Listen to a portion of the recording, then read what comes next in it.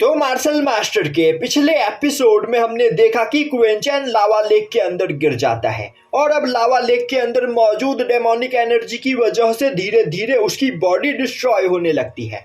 पर क्वेंचैन जैसे तैसे करके अपनी बॉडी को डिस्ट्रॉय होने से बचा लेता है।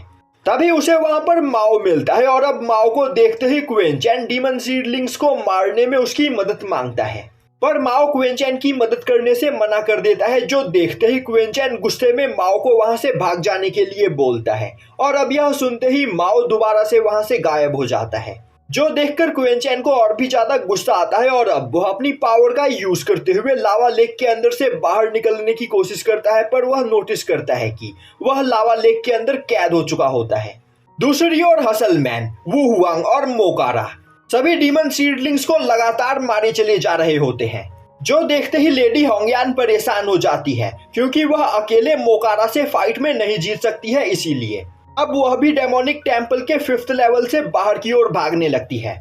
अब लेडी होंगयान को उस जगह से भागते हुए देखकर फैंटम सेक्ट की एल्डर चैंगसी को अपने साथ लेकर काफी तेजी से 5th लेवल से बाहर निकल जाती है, जो देखते ही टियान लॉन्ग भी अपने कुछ साथियों के साथ 5th लेवल से बाहर निकलने की कोशिश करता है। पर तभी डीमन सीडलिंग्स का लीडर वहां मौजूद सभी गेट को ब्लडी फॉग से ढक देता है और अब जो भी कल्टीवेटर उस फॉग के पास आता है, उस फॉग से टकराते ही उसकी पूरी बॉडी डिस्ट्रॉय हो जाती है।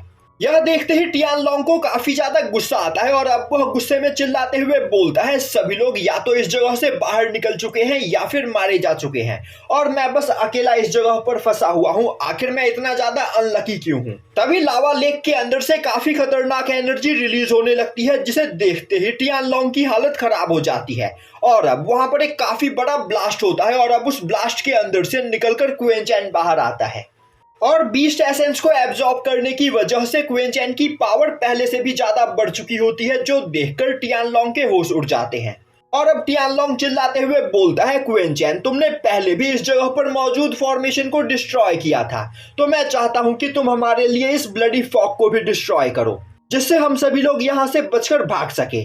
पर क्वेंचैन टियान लॉन्ग को इग्नोर करते हुए वहां पर चारों ओर चैंगसी को ढूंढने लगता है।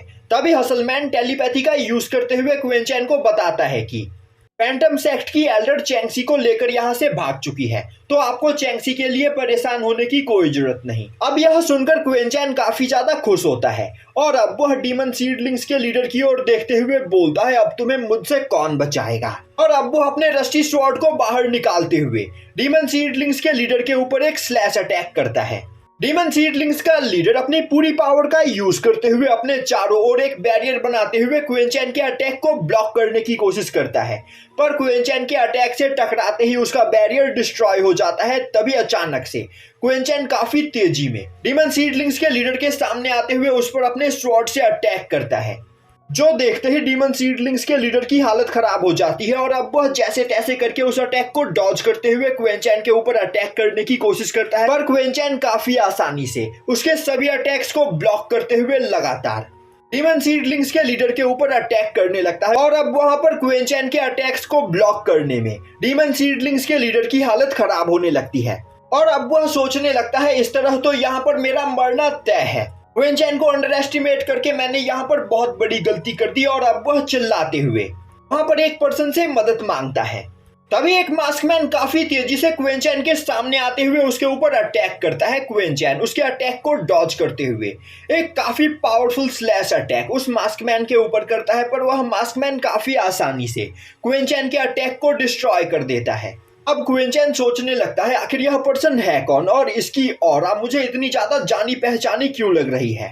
तभी वह मास्कमैन हंसते हुए बोलता है, क्वेंचैन पिछले कुछ सालों में तुम्हारी पावर सच में काफी ज्यादा बढ़ गई है, पर मैंने भी यहाँ पर बहुत ही ज्यादा मेहनत की है और इस बार यहाँ पर मैं तुमसे फाइट में नहीं हारूंगा। यह बोलते हुए वह मास्कमैन अपने मास्क को उतारता है। तभी क्वेंचैन देखता है कि वह मास्कमैन कोई और नहीं बल्कि मोली होता है। अब उस जगह पर मोली को देखते ही क्वेंचैन के होश उड़ जाते हैं, क्योंकि मोली की भी पावर पहले के मुकाबले बहुत ही ज्यादा बढ़ चुकी होती है।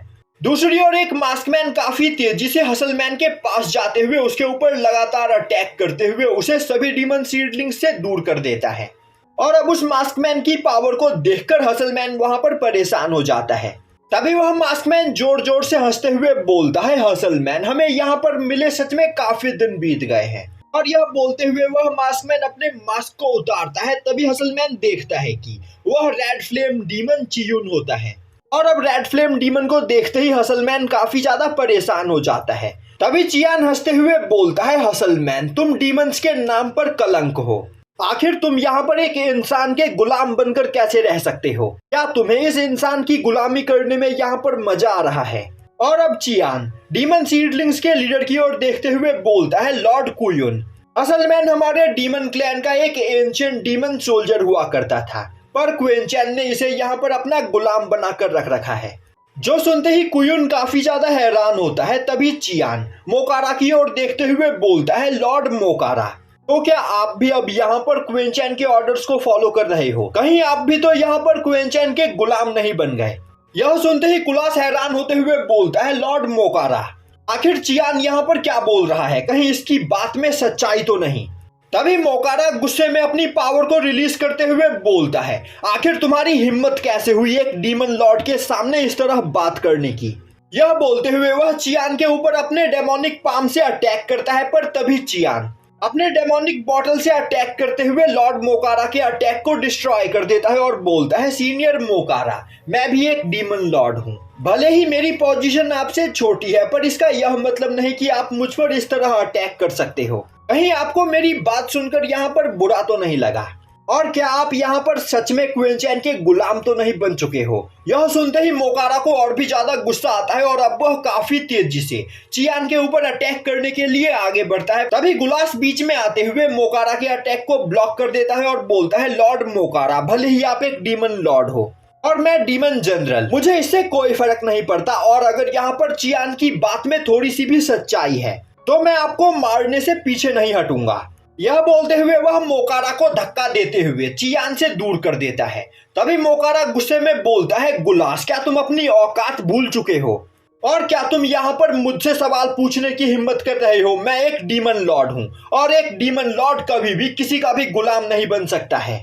और आखिर तुम्हारी हिम्मत कैसे हुई मेरे और चियान के बीच में आने की? कहीं तुम यह तो नहीं सोच रहे हो कि मेरी पावर यहाँ पर डिक्रीज हो चुकी है तो तुम मुझे फाइट में हरा सकते हो?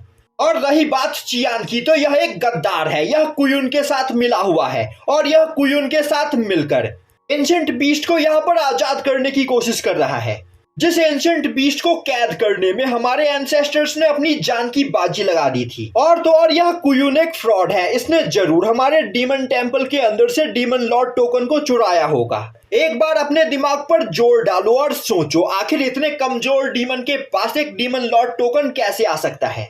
तभी कुयुन बोलता है, सीनियर मोकारा, आपको यह लग रहा है कि मैंने यह डीमन लॉर्ड टोकन कहीं से चुराया है और आपको इस बात पर यकीन नहीं कि मैं एक डीमन लॉर्ड हूँ, आपसे भी ज्यादा बड़ा डीमन लॉर्ड। तो फिर ठीक है, मैं आपको अभी प्रूफ करता हूँ कि मैं आपसे भी ज्यादा बड़ा और पावरफुल डीमन लॉर्ड हूँ।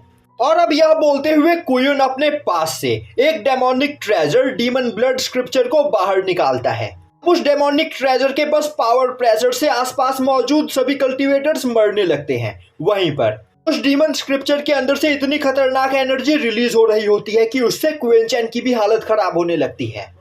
अब कुयुन के हाथ में डीमन स्क्रिप्चर को देखकर हसलमैन और मोकारा दोनों के ही होश उड़ जाते हैं। और अब हसलमैन परेशान होते हुए बोलता है, डीमन ब्लड स्क्रिप्चर एक एंस्ट्रल डीमन ट्रेजर है जो एंशिएंट टाइम में सबसे ज्यादा पावरफुल डीमन लॉर्ड्स के ही पास हुआ करते थे और एक ट्रू डीमन लॉर्ड ही डीमन स्क्रिप्चर को ओन कर सकता है। तभी कुयुन उस डीमन स्क्रिप्चर को कंट्रोल करते हुए बोलता है, मैं इस डीमन स्क्रिप्चर का ओनर हूँ और इस डीमन स्क्रिप्चर की पावर का यूज करते हुए मैं एंशिएंट बीस्ट को कंट्रोल कर सकता हूँ। और इस एंशिएंट बीस्ट को कंट्रोल करते हुए टियानवू कॉन्टिनेंट में मौजूद हम सभी इंसानों को काफी आसानी से मार सकते हैं और फिर उन सभी के ब्लड एसेंस को एब्जॉर्ब करने के बाद हमारी पावर इमॉर्टल से भी ज्यादा हो जाएगी, जिसके बाद हम पूरे अपर वर्ल्ड के ऊपर भी कब्जा कर सकते हैं। तो क्या किसी और को भी यहाँ पर शक है कि मैं एक डीमन लॉर्ड नहीं हूँ? तो मोकारा और हसलमैन, मैं चाहता हूँ कि तुम दोनों ही अपने सोल सी को अनलॉक करो। मैं देखना चाहता हूँ कि कहीं तुम इस इंसान के गुलाम तो नहीं।